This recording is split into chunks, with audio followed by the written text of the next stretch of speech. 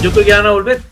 Yo creo que van a volver. Y van a volver porque ellos simplemente se tuvieron que portar bien en el gobierno, porque si no, a futuro lo dejaban de ser una opción política. Y ese apoyo del 30% de Boric está ahí, es incombustible. Y por lo tanto, no tengo, te lo doy firmado que van a volver y se van a olvidar de todas las cosas que dijeron cuando eran gobierno. Pero la verdad es que no hemos hecho nada durante todo este tiempo por ir realmente sabiendo en profundidad qué fue lo que ocurrió el 18 de octubre, hace 6 años atrás,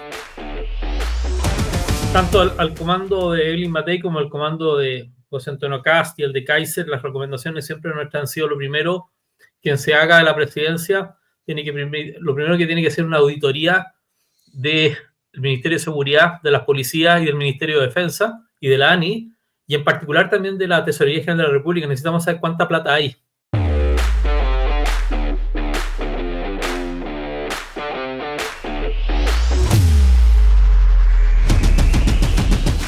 La izquierda ama la memoria, la reivindica, la defiende, le construye museo. En sus consignas la memoria es la lucha contra el olvido y le dedican canciones, poemas, murales, pero a la memoria a largo plazo, la de hecho ocurrió hace 50 años o más, porque la memoria corta no les conviene. Y es ahí donde debemos aprender y librar nuestra propia lucha contra el olvido. ¿Contra el olvido de qué? De 3 cosas por lo menos.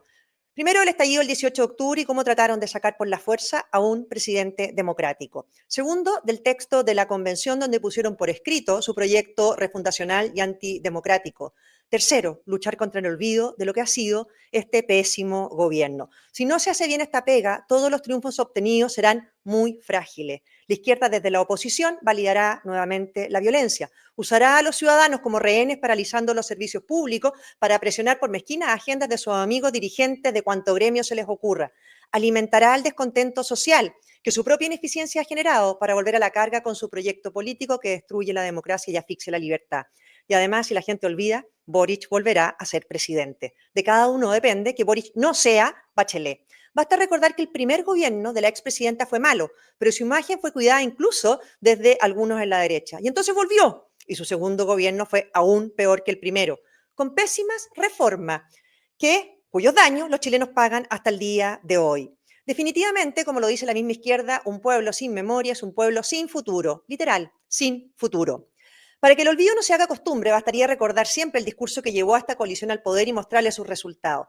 Tan sensibles que se mostraban frente a los abusos hace 6 años justificando el estallido de violencia, y hoy desde el poder se han dedicado ellos mismos a abusar. Se convirtieron en poderosos y quedaron al desnudo. Algunos ejemplos, los más recientes.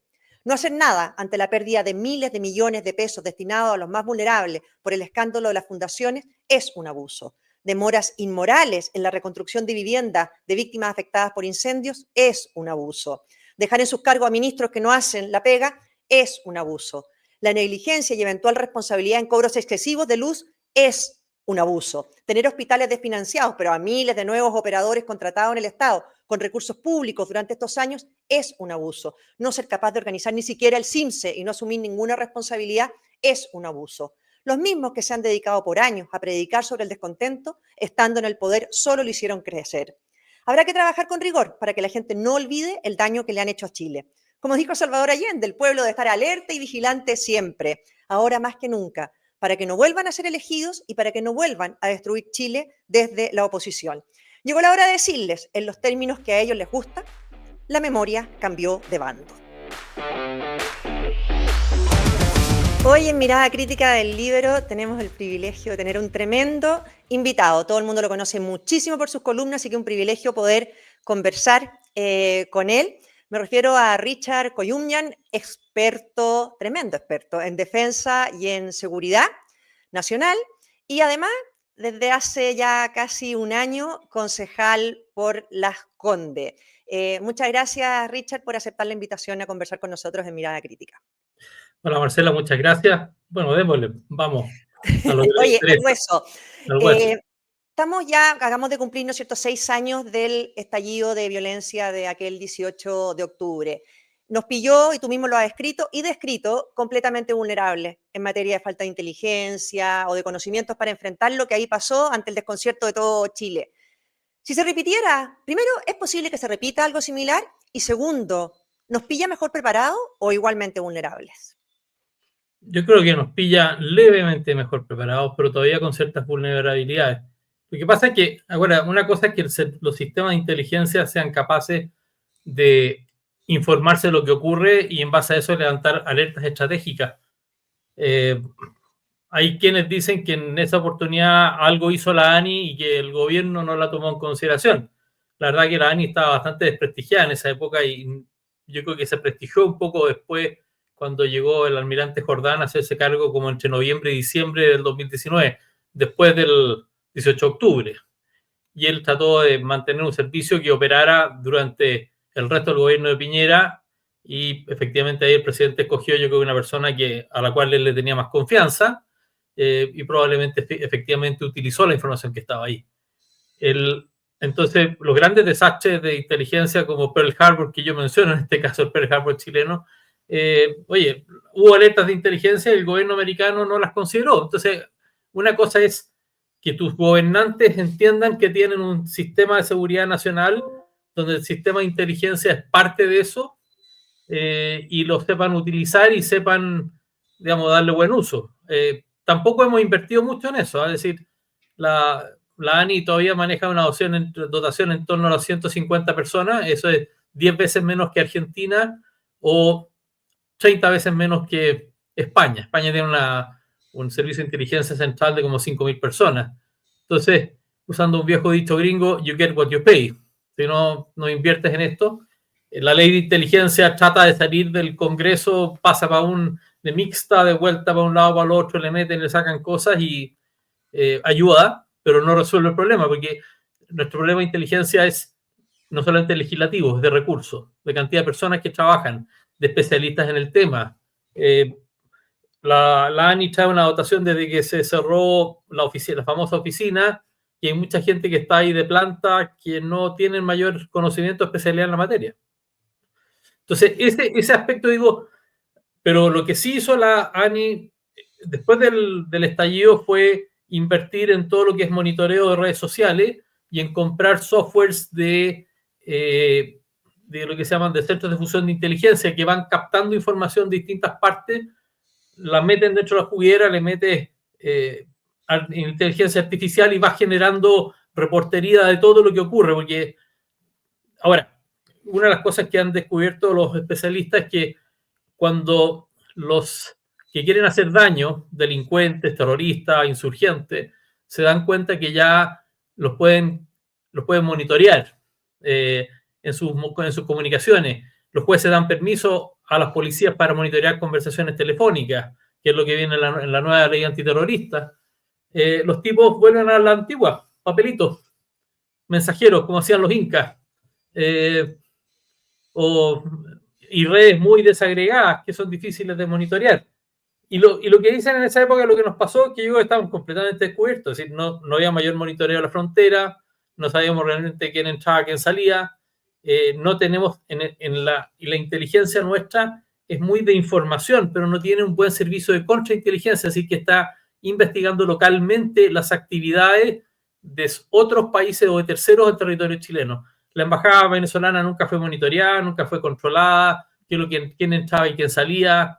Entonces, la verdad que yo creo que podríamos haberla sacado bastante más cara y ahí me venía a convencer de que el nivel de sofisticación de ese ataque que recibimos ese viernes en la tarde no fue planificado. Esta cosa de generación espontánea se la creen algunos del Frente Amplio, digamos.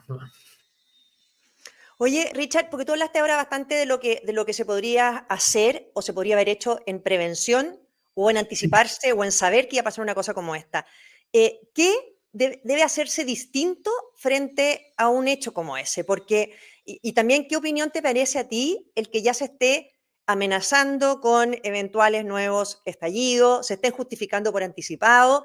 ¿Qué de distinto habría que hacer para reaccionar frente a un hecho de esa magnitud si es que no se logra prevenir o anticipar de la manera en que tú lo has dicho? Tanto al comando de Evelyn Matei como al comando de José Antonio Cast y el de Kaiser, las recomendaciones siempre nuestras han sido lo primero, quien se haga de la presidencia, lo primero que tiene que ser una auditoría del Ministerio de Seguridad, de las policías y del Ministerio de Defensa y de la ANI, y en particular también de la Tesorería General de la República. Necesitamos saber cuánta plata hay. porque todo esto hay que pagarlo, ¿ya? Lo segundo, y teniendo eso claro, uno puede comenzar a estructurar planes preventivos. Porque ¿dónde está la principal deficiencia que tenemos? Porque uno tiene que tener distintos como capas o niveles en esta cosa. No hay carabineros, si tenemos pocos carabineros, acuérdense que los niveles de licencia de carabineros están en torno al 20-25% entre ausencias, licencias, etcétera. Si tiene 3/4 partes de la dotación, ¿ya? Otros en medidas, todavía en funciones administrativas que no se las han retirado. Y Carabinero no tiene capacidad en simultáneo, Marcela, y eso yo creo que el principal mensaje para atender en simultáneo problemas de orden y de seguridad pública.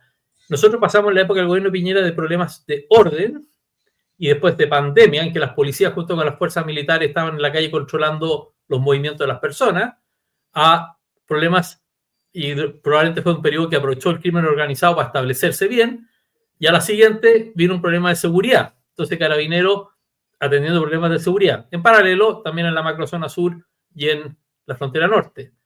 Pero ese mandato constitucional que tiene Carabineros de garantizar el orden y la seguridad pública en el territorio de la República no se cumple hoy en día. Yo nunca he visto una acusación constitucional contra un ministro del Interior o un ministro de Seguridad Pública, porque Carabineros, que los comandantes jefes no son acusables constitucionalmente, pero sí los ministros, por no estar cumpliendo eso. Y para poder cumplir eso, uno necesita Carabineros en la calle, necesita volver a empoderar lo que eran las antiguas fuerzas especiales o lo que se llaman los destacamentos, no sé, de las comisarías de orden público de Carabineros, y Carabineros tiene que tener la tranquilidad, y los Claudio Crespo, los Capitán Miranda, Maturana y todos estos señores que cuando salgan a la calle no van a terminar enjuiciados. Es decir, es tanto de número como hacer ese número, que ese número sea efectivo. Ahora, clave lo que dices de la responsabilidad. Yo te leí también ahí una columna que escribiste que en el fondo la seguridad es el principal rol del Estado, pero al final uno dice quién se hace cargo, cuando son los chilenos, los ciudadanos, los que le entregan al Estado el monopolio de la fuerza para hacerse cargo, y nadie responde, al parecer, políticamente por el fracaso para enfrentar en materia de seguridad. Bueno, lo que pasa ahí, y es cosa de mirar el presupuesto público, cuando miras cómo se compone el presupuesto público, y probablemente tú y yo somos de la escuela en que efectivamente cuando se organiza el Estado porque el Estado porque los ciudadanos le traspasamos al Estado nuestro derecho al uso de la fuerza y la violencia, y el derecho a la defensa. Esa es la razón por la cual se organiza el Estado, pero es cosa de ver cuando el Estado de Chile se organiza, partió con un Ministerio de Guerra y Marina, un Ministerio del Interior y un Ministerio de Relaciones Exteriores, y con eso partimos, 3 o 4 ministerios, hoy en día vamos a los 25. El tamaño, entonces hoy en día financiamos bien, digamos, todo lo que es salud pública, educación, una serie de otras actividades, desarrollo social, qué sé yo, pero se nos olvidó lo principal. Ahora, tampoco estoy tan seguro, Marcela, que los chilenos estén dispuestos a ceder los beneficios que tienen, los beneficios sociales, a cambio de seguridad. Yo creo que quieren seguridad encima pero no quieren entregar lo que tienen. Entonces, esa es la ecuación difícil que tiene cualquier gobierno, y cualquier gobierno tiene que traer a alguien más que especialista en macroeconomía, capacidad de manejar la tesorería y ver qué es lo que hay, cómo podemos pagar y financiar todo esto. Llamó la atención la queja, ¿no es cierto?, desde las Fuerzas Armadas en materia de ley de presupuestos, de cómo quedaban prácticamente desfinanciados, estaban desfinanciados según ellos. ¿Tienes recuerdos de una crítica así o de una queja en anteriores gobiernos? Fue bastante insólito, ¿no? Mira, aquí podemos contar algunas como trampas que se hicieron en este tema.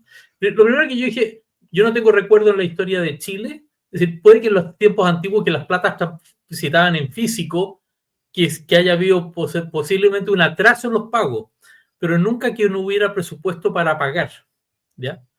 Entonces, acá el tema, la Marina jugó una estrategia, dijo, voy a ajustarme, y le dijo muy claro al Ministerio de Defensa qué significaba ese ajuste en términos de horas de navegación, horas de vuelo, horas de entrenamiento, horas de mantención, sobre un presupuesto que ya venía muy ajustado en el tiempo. Entonces tú has ido básicamente disminuyendo esas capacidades, porque se entrena y se vuela menos y se hace menos, digamos, tienes menos capacidad de disuasión en este minuto que en el pasado, porque estás menos entrenado. Y así que eso sucedió, y el presupuesto que vuelve ahora es un presupuesto que te vuelve a colocar el presupuesto original que había para este año, más probablemente un 1 o 2%. Por lo tanto, no es que uno tiene que salir feliz que las Fuerzas Armadas volvieran a financiarse, no. La Marina probablemente va a quedar un poquito más ajustada. La Fuerza Aérea nunca recibido un ajuste muy fuerte, pero el Ejército fue el que pagó los platos rotos, porque primero, el que tiene más gente. Lo que se ajustó en enero fue los subtítulos 21, sueldo, y 22, gastos generales. Entonces, le dejaste un hoyo de 19.000 millones, no le reembolsaste los gastos oportunamente de macrozona norte y macrozona sur, y además el año pasado se pasó una ley que se le subían las asignaciones a los conscriptos, que sube para el próximo año, y no le pasaste la plata para pagarlo. Y por eso es que llegas a un hoyo de 40 millones de dólares, que es lo que le falta al ejército para cerrar el año. Aparte, comenzaron a traerse de vuelta los agregados militares, comenzaron a reducir la destinación al extranjero, comenzaron una serie de cosas para poder ajustarse. La Marina, por otro lado, llegó y sacó todo lo que eran personal recontratados, etcétera, que le dan una cierta estabilidad al sistema porque los tipos ya no estaban trasladándose a otras partes dentro de Chile o fuera de Chile. Entonces, eso yo no lo había visto nunca. Ahora, dicho eso, creo que la pregunta que tú me hacías ahí es, ¿por qué se reclamó en esta oportunidad? Ojo, en enero y febrero igual se supo que los comandantes en jefe estaban inquietos por este recorte que se estaba pasando. En esta oportunidad lo que se hizo fue trabajar junto con el Senado y la Cámara de Diputados y decirle, senadores y diputados, y eso fue una columna por lo menos que saqué yo en el mostrador, que le dijo, preguntas que ustedes tienen que hacer, el presupuesto de inversión y el presupuesto de gasto. Pregunte eso. Cuando tú, acuérdate de tu época de ministro y cosas así, cuando tú vas al Congreso, tú vas con tu presentación a decir una cierta cosa, pero estás obligada a tener que responder lo que te preguntan los diputados y senadores. Entonces, la presentación que llevaba Defensa era una, pero toda esta información salió porque los diputados y senadores hicieron preguntas, como el diputado, no sé, Macaya, o sí, el senador Macaya, o Galilea, o el diputado Sánchez y otros, hicieron preguntas que los comandantes en jefe tuvieron que responder, con probablemente la ministra de Defensa colocando todo tipo de caras, digamos, de qué es lo que estaban preguntando, porque iban directamente al grano, es, dígame qué es lo que dejó de hacer este año, qué es lo que está haciendo, qué puede hacer con este presupuesto nuevo. Y el comandante en jefe dijo, oiga, este es mi presupuesto para el próximo año, pero me faltan 40.000 millones. Y además, by the way, no me han pagado la plata para cubrir los procesos eleccionarios. Oye, Richard, llamada a la par, los tenemos con estado de excepción permanente y ahora el presidente Boric con esto, ¿no es cierto?, de vía decreto a cargo de los cuidados de la frontera. O sea, se le siguen dando más y más responsabilidades, ¿no? A ver, lo primero, este despliegue permanente ha producido un desgaste muy alto en el ejército y en la infantería marina. El ejército de la época de Cheire es alto en tecnología y bajo en mano de obra.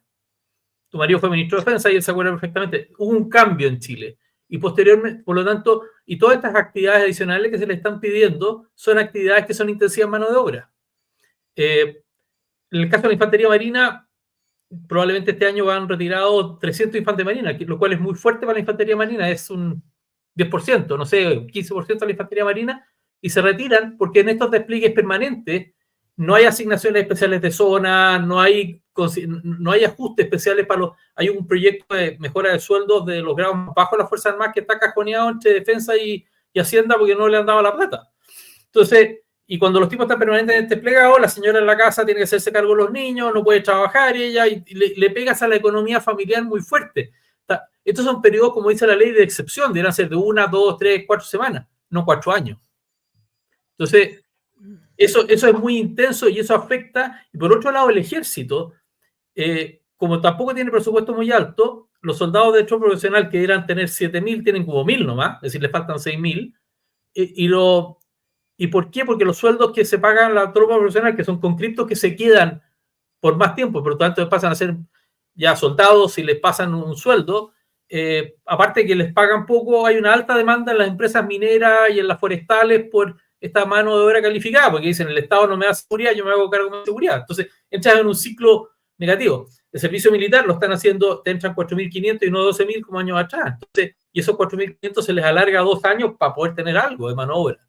Pero yo no mandaría un conscripto a la frontera norte a hacer labores policiales. Y lo del presidente cuando dice, mira, la verdad que siempre le han autorizado, o decir, cuando él va al Congreso cada día, siempre se le autoriza. Nadie le ha dicho que no. Si el problema no es el decreto, es que ahora y tampoco sería malo probablemente que el ejército se hiciera cargo de la frontera con las policías en apoyo y no al revés, el ejército apoyando a las policías. Entonces, pero el punto no es eso, es, ok, tiene ese decreto, pero no va a sacar, no tiene más fuerzas militares disponibles. Si lo que necesitas para la frontera es probablemente unos 1.000 soldados más en forma permanente, y ojo, algo de resultados se está logrando. Hasta ahora han ido obteniendo resultados entre las tecnologías y los soldados, pero si quieres dar nivel de seguridad a los chilenos de que está mucho más controlado, probablemente 1 o 2 batallones más de ejército habría que ir allá. Y en la macrozona sur creo que hay un consenso entre Kast, Kaiser y Matei, entre los 3 alemanes, de que si el Estado se pone las pilas y ataca el fondo del problema, que son los movimientos terroristas insurgentes que permiten la existencia más de actividades de crimen organizado. Oye, si no son más de 1.000 los bochincheros que hay en la zona sur, lo que pasa es que nadie, como lo declaramos un problema policial, es del Ministerio Público con su método y procedimientos que tiene que, a través de las policías, ir a buscar a esta gente. Es muy lento, nos vamos a demorar 10 años con el Ministerio Público. Una solución militar, dentro de un año la tienes, y hay gente que te la dice en 2 semanas, y también se puede hacer en 2 semanas. Así que en 2 semanas tienes que tener una cierta sensibilidad que va a haber gente muerta. Oye, Richard, algo mencionaste recién, el crimen organizado. ¿Qué tan lejos, qué tan expandido está en Chile y cómo se gobierna con el crimen organizado así instalado en Chile? ¿Qué amenazas hay de que cope o empiece a copar cada vez más nuestras instituciones? Yo me imagino, bueno, tú sabes de más la experiencia en otros países, pero ¿se logra frenar o ya los países lo que se les mete en el fondo es un camino sin vuelta? Yo creo que es perfectamente controlable el crimen organizado. Si lo que pasa es que tú necesitas que el Estado funcione coordinadamente y organizadamente. Mira, hay fenómenos, el fiscal Barros en el sur de Santiago, Castro en Antofagasta, y creo que hay Castro sí, y hay otro creo que es de Bello Garrido, no sé si el que está en Temuco, que los tipos han logrado sentar a la Policía de Investigaciones, Carabineros, Ministerio Público, ya han obtenido la concurrencia de, no sé, de inteligencia, gendarmería, aduana, la UAF, Servicio de Impuestos Internos, etcétera, y funcionando bajo el esquema de Joint Task Force americano, tú no necesitas recursos adicionales, necesitas a todos los que tienen que participar de este fenómeno trabajar las cosas, y de repente han ido capturando a organizaciones criminales, sorpresivamente, porque realmente uno no tenía mucha fe en que lo iban a hacer, y lo hicieron porque están actuando de forma coordinada y hay gente que sabe de la materia. Si tú entrevistas a Pablo Ceballos, el experto en crimen organizado, te va a decir eso. Partamos por los Joint Task Force en los lugares principales, en Arica, en Antofagasta, con los fiscales regionales, actuando coordinadamente con las fuerzas de seguridad y de orden, y si cuando necesiten la concurrencia de las fuerzas militares también. Es decir, Marcela, no estamos combatiendo a los mejores alumnos de Harvard o de, no sé, de las mejores escuelas europeas. Estamos hablando de gente que muchas veces no tiene mucha educación. Lo que pasa es que no respetan ni a Dios ni ley y uno opera dentro de los márgenes legales. Pero que se puede actuar, se puede del tema, pero hay que aclarar una prioridad. Una prioridad de verdad significa un ministro, ya que tenemos un Ministerio de Seguridad y vamos a hacer ese gasto, bueno, que este señor, su labor principal sea combatir el crimen organizado y que efectivamente haga que tener control de las policías no sirve de nada si es que no trabajo junto con el Ministerio Público, trabajo junto con Gendarmería y trabajo junto con los tribunales. Pero tiene que haber una estrategia que sea creíble, no la cosa que presentó ayer el presidente Boric ¿cómo se llama? En un cuartel de la PDI. Oye, Richard, una última cosa antes de terminar. No puedo dejar de preguntarte, ¿tú le crees algo a esta coalición que hayan cambiado después de estar en el poder? Porque claro, cuando ellos son los que tienen el control de Carabineros y de Fuerzas Armadas, parece que todos tienen una posición, pero cuando la derecha vuelva a tener el control de ellos, el temor es que vuelvan a ser, ¿no es cierto?, los pacos asesinos y todo. Yo creo que van a volver. Yo creo que van a volver. Y van a volver porque ellos simplemente se tuvieron que portar bien en el gobierno, porque si no a futuro lo dejaban de ser una opción política. Y ese apoyo del 30% de Boric está ahí, es incombustible. Y por lo tanto no te lo doy firmado que van a volver y se van a olvidar de todas las cosas que dijeron cuando eran gobierno. Y ahora, lo que pasa es que sí, probablemente cuando el gobierno deje el gobierno, yo creo que vamos a ver un quiebre entre el socialismo democrático y el Frente Amplio, y probablemente los que van a seguir en esa postura va a ser el Frente Amplio. Pero la verdad es que no hemos hecho nada durante todo este tiempo por ir realmente sabiendo en profundidad qué fue lo que ocurrió el 18 de octubre, hace 6 años atrás, y Y como no se ha hecho ese trabajo y no se ha hecho una investigación a nivel del Congreso, y con lo que yo sé, no se ha hecho tampoco un trabajo serio a nivel del gobierno, que a este gobierno no le interesaba investigar. Entonces, tú no tienes ningún grado de certeza, es decir, lo más probable que sí, pero aquí hay que, para cerrar, digamos, que ya estamos pasados la hora, como dicen en el mundo militar, uno tiene que desear lo mejor y planificar para lo peor. Y ese principio no lo veo que esté sucediendo en este minuto. Y por eso es que cada vez que hablo con algunos de los comandos que tienen más probabilidades de salir electos, les digo, chiquillos, es muy importante que ustedes se hagan cargo, es decir, digamos, que ganen las elecciones, pero tienen que ponerse a trabajar al día 18 de diciembre, porque el nivel en que van a recibir el Estado es deplorable. Y lo peor de todo es que no sabemos en qué condiciones realmente está. Gracias, Richard. Tremenda conversación. Muchas gracias por darte el tiempo. Muchas gracias. Oye, que tengan un muy buen día. Nos vemos. Chao, que les vaya bien. El Líbero, la realidad como no la habías visto. Haz que estos contenidos lleguen más lejos haciéndote miembro de la Red Líbero.